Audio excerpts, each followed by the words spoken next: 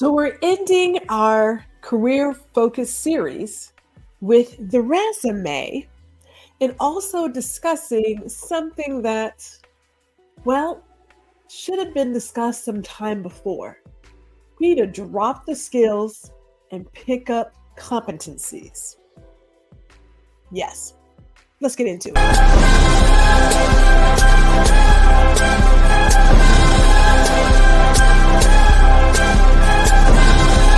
you ready?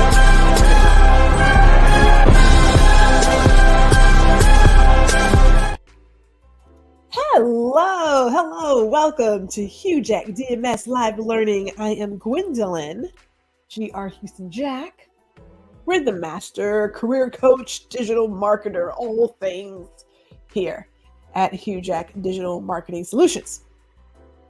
Now let us see here, where are we streaming to? We're streaming live to LinkedIn and Facebook and YouTube. And if you're on YouTube, we would love it if you would like, share, and subscribe to our channel so you can stay in the know and know what's going on when things go down.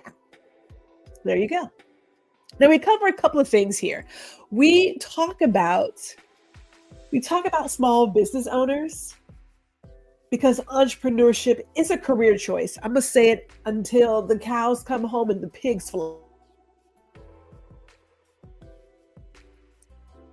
A lot of us approach entrepreneurship as if it's not, right? We just jump into things. So last month we were talking about small business owners, and we're ending this month because we did do a career snippet. We're talking about those who are currently in the job hunt or they are preparing to go into a job hunt. There was a brief conversation about negotiating your salary. We gave you the inside skinny and what's really going down when people use some of those key phrases and things. So I want to talk about your resume and whether you're looking for a job or not, even if you are currently on LinkedIn or updating your LinkedIn, or you are working on updating your resume. I am telling you right here, right now, skills. They're a little passe. I say a little. Okay, they're a lot. Things change. And I know people are like, well, you can still have a cover letter and you can still have, what's it called, job summary or something like that. So I don't even know because, one, I never really used them. I think they're ridiculous. I'm gonna go ahead and call it. When people back in the day, we'll say 80s, 90s, early 2000s, would submit a resume that had their, the job objective, whatever it is, career objective. And it would say, yes, I'm applying for XYZ because I want to have a job as a so-and-so and I want to have a career. And well, yeah, because that's why you sent it. Like, we already got that. I don't know why people even thought it was a good idea. Perhaps back in the day, it was a good idea. Perhaps it made sense back then, but we're not there anymore. A number of recruiters, a number of businesses are looking at your digital resume, your digital footprint, i.e. typically LinkedIn. If you don't think that people aren't looking at your LinkedIn, then and even if you are a creatives, that's a professional job, right? Photography, professional job. There's more than plenty of us on LinkedIn. So please don't think if you're a creative small business owner, you shouldn't have a footprint on LinkedIn. I like Instagram too, TikTok and all of that, but make sure you show up in a professional setting as the professional that you are. But I digress. Okay, let me get back to it. Resumes. So a resume is a document created to help you get the job interview or get attention from a recruiter or somebody. It doesn't get you the job, right? And at some point, because we begin using AI in our job search, people thought, well, let me just stuff my resume or stuff my LinkedIn profile with tons of keywords, and that'll help me. Still about presentation. Stuffing a whole bunch of something on a digital piece of paper is still just chaos. It's not the great presentation. It's just not. So when you're looking at resumes and you are wanting to capture the attention of either the AI bot that is looking for a particular phrase or keyword or competency, or whether it's the hiring manager or recruiter who's looking for a certain keyword or competency, make sure that's clear. Now, back in the day, there was a place on a resume for your skills.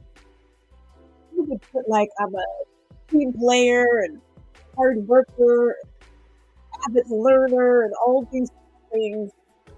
And I had to my mind. But the world has changed, and how we work has changed. Our resumes have to change as well. So it's not about just using a keyword. And personally, when I create resumes, I don't use a lot of keywords. I don't.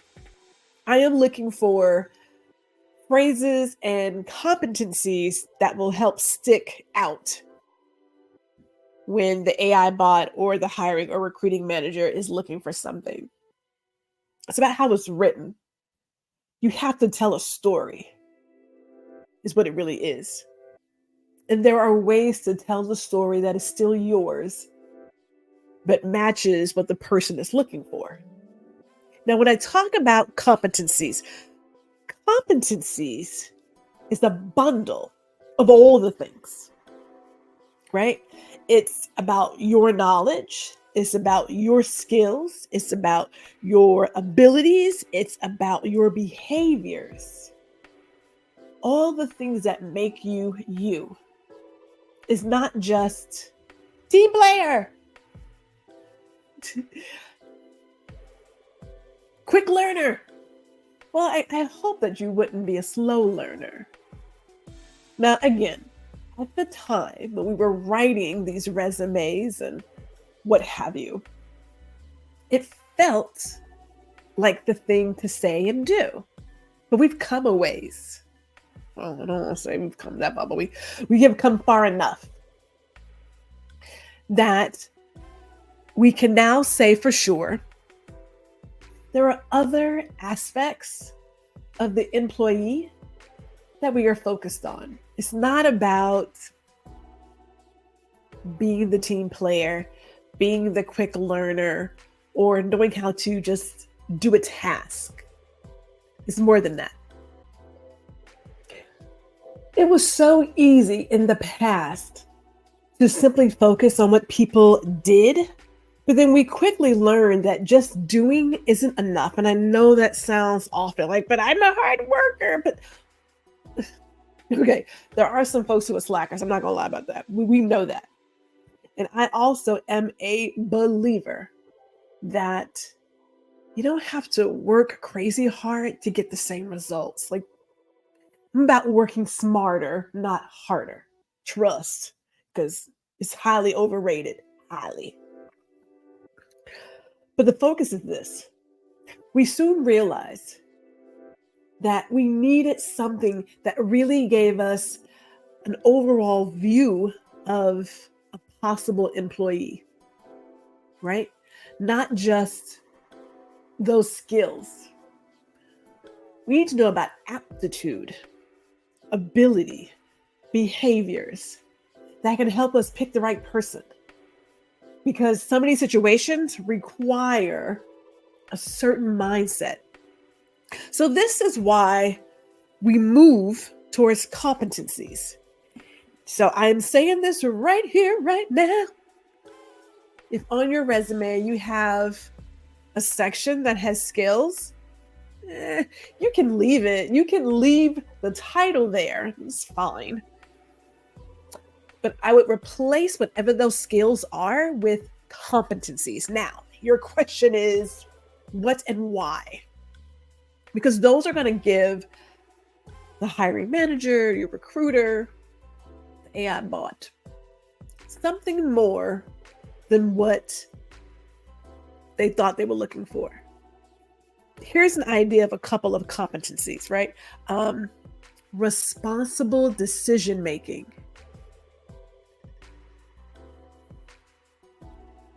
Say what now? Yes. Responsible decision making. Self-management. Lord knows, I was never the person to manage an adult romper room. As a matter of fact, that was part of my orientation speech. I didn't do those things. I don't get paid for that. You got to manage yourself. So if you came with that skill, that was a great thing. Some other competencies, relationship skills. Work your relationship, right? Because we take those things for granted, having to navigate the waters, right? Take it for granted. Self-awareness is also a great competency. Self-awareness. One of my favorites, managing up. Because then instead of just saying, I have great communication skills, you're now saying, I understand how to not only take this information and give it to who needs it, but also who would benefit from knowing. It's a different level of communication. Trust and believe. It's not the same as, I have great communication skills.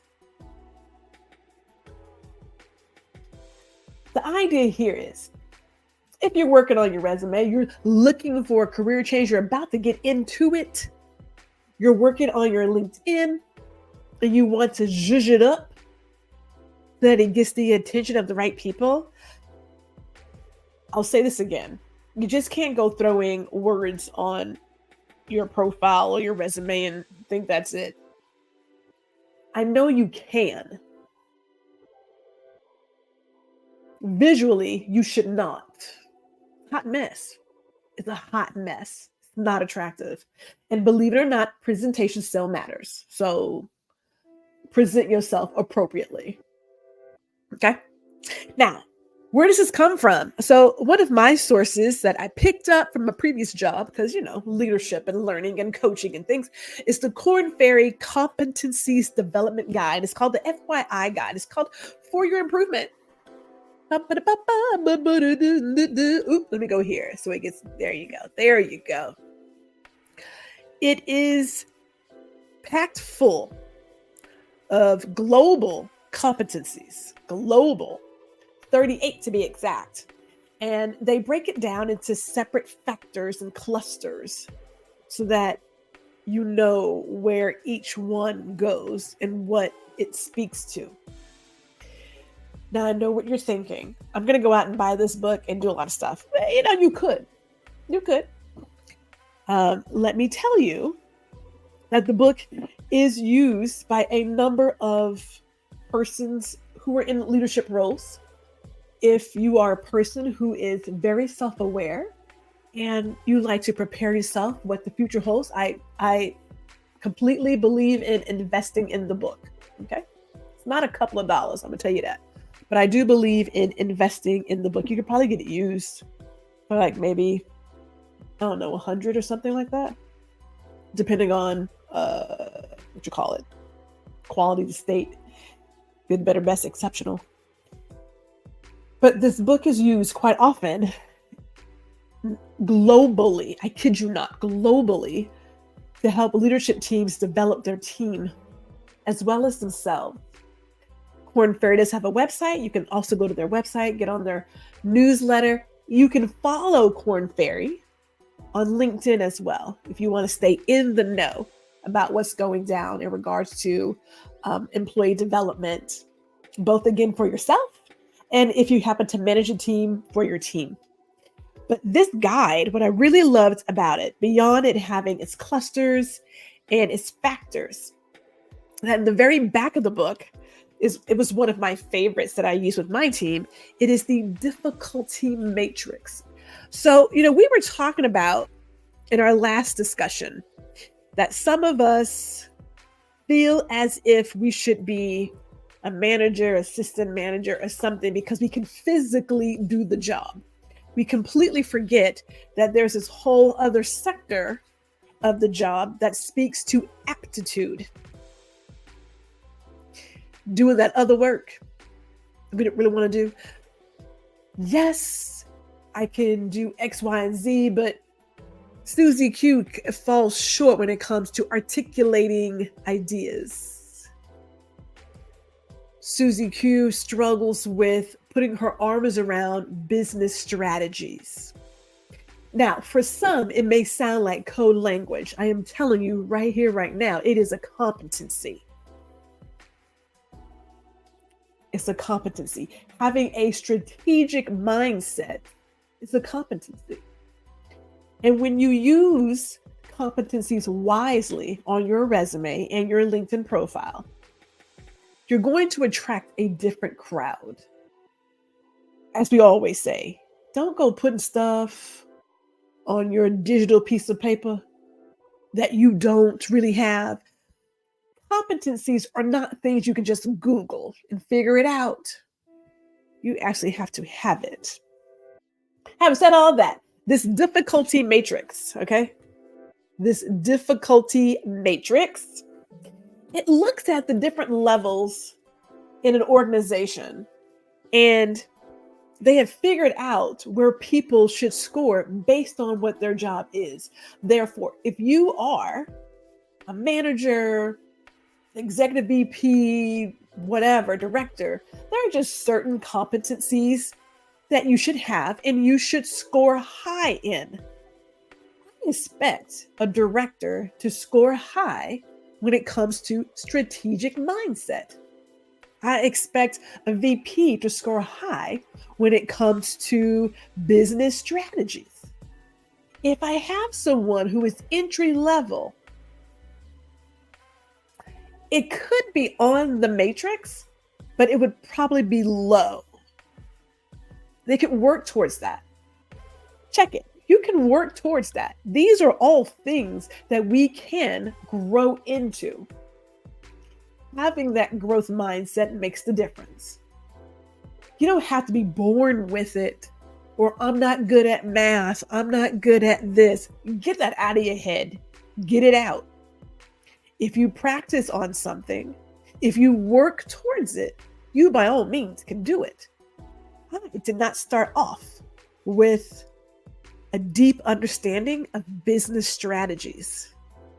Over the years, I have developed that mindset. I've developed a number of competencies, but that difficulty matrix, it's a blessing because then it lets you know, depending on where you want to go, what competencies you should start focusing on. Sometimes we put our energy in the wrong places. We believe that if I just grind a little bit harder, this will be better, and then they'll notice things. That answer, I'm gonna tell you, that's pretty much no. The mind thing is aptitude and attitude. Work on the things that people can't see, they can't experience. That's what you want to do. Now, having said all of that, if you want to look into it, as I said before, Corn Fairy, FYI, for your improvement. This is one of 2 books that I use with my coaching clients. There's another one on development. But we go through this, and you can get, like I said, a used one for about $100. You can get a used one. Or I suggest looking up the Corn Fairy website. They have a lot of resources, and following them on LinkedIn. You can learn a great deal about what's going on just from following groups or companies or pages that have an interest to you. Now, for me, myself, I will tell you, if you're working on your resume, then maybe you should do like a little resume challenge. Yeah, let's probably do that. Let me think on that. Let me think on it. But if you have any questions, by all means, you know what, you can throw me a line. We'll answer some quick questions. It's not a problem. I'm always answering quick questions. If you're like, maybe I should, maybe I'm kind of like a genie in a bottle. You get, I don't know, maybe one or two. We can't go back and forth and then it becomes like a coaching session. That'd be enough. But could. But yeah. Okay. So with that, take a look at your LinkedIn page. Take a look at your resume. Make sure it's focusing on the competencies. You can ditch those skills. And then we'll see you all. Oh, I guess it'll be next week, huh?